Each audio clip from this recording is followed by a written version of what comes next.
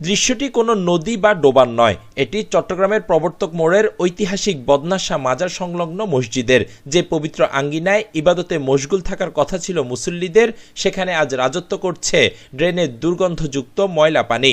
মাত্র কয়েক ঘন্টার বৃষ্টিতে স্রষ্টার ঘরও আজ যেন নিরাপদ নয় নাগরিক অবহেলার হাত থেকে। মসজিদের বাইরে প্রবর্তক মোড়ের দৃশ্যটি আরও ভয়াবহ, যেখানে সড়কের বুক চিরে চলার কথা দামি গাড়ি কিংবা অ্যাম্বুলেন্সের, সেখানে এখন স্তব্ধ হয়ে পড়ে আছে অসংখ্য যানবাহন। চট্টগ্রামের চিকিৎসা সেবার প্রাণকেন্দ্র এই এলাকাটি এখন যেন এক অভিশপ্ত জলাশয়, যেখানে কোমর থেকে বুক সমান পানি ডিঙ্গিয়ে চলতে হচ্ছে সাধারণ মানুষকে।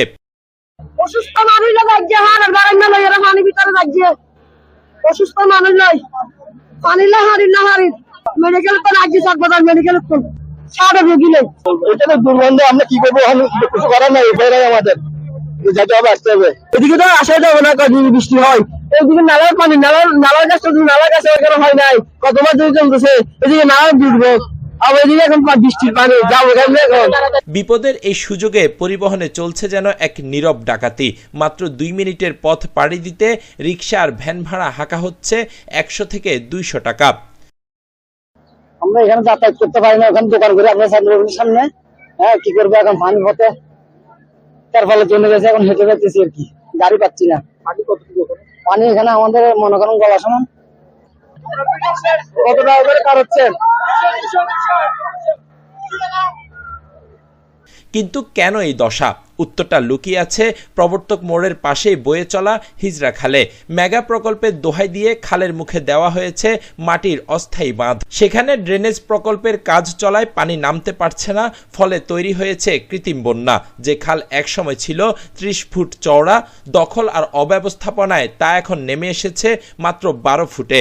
ফলে বৃষ্টির পানি বের হতে না পেরে হিতে বিপরীত হয়ে ফিরে আসছে জনপদে। এই পরিস্থিতি তো হয় সবসময়, এটা তো না হওয়ার কিছু না, এটা সবসময় হয়। সেদিকে নালার কাজ করছে, নালার কাজের কারণে সবসময় পানি উঠে, কিন্তু এখন তো আজকের অবস্থা করুন, এখানে যাওয়ার মতো কোনো পথ নাই। আপনি দেখেন ওই মহিলা পড়ে যাচ্ছে কি অবস্থা। এর মতো যদি স্পিড পাবে, যদি কাজগুলো হতো, নালার কাজগুলো আজকে এই গতি হতো না। দীর্ঘদিনে কাজ চলতেছে, প্রশাসনকে বলতেছে এগুলো আরো স্পিডে করবার জন্য, তাহলে চিটাগাঙ্গের মানুষ পানির তলে চলে যাবে।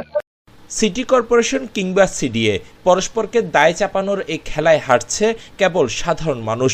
মেগা প্রকল্পের ঝকঝকে ব্যানারের আড়ালে প্রবর্তক মোড়ের এই কর্দমাক্ত পানি এখন উন্নয়নের এক বড় পরাজয়। চট্টগ্রামের আকাশ যখন কালো হয়, তখন মানুষ বৃষ্টির তৃপ্তি খোঁজে না, বরং বুক সমান পানির চিন্তায় দীর্ঘশ্বাস ফেলে।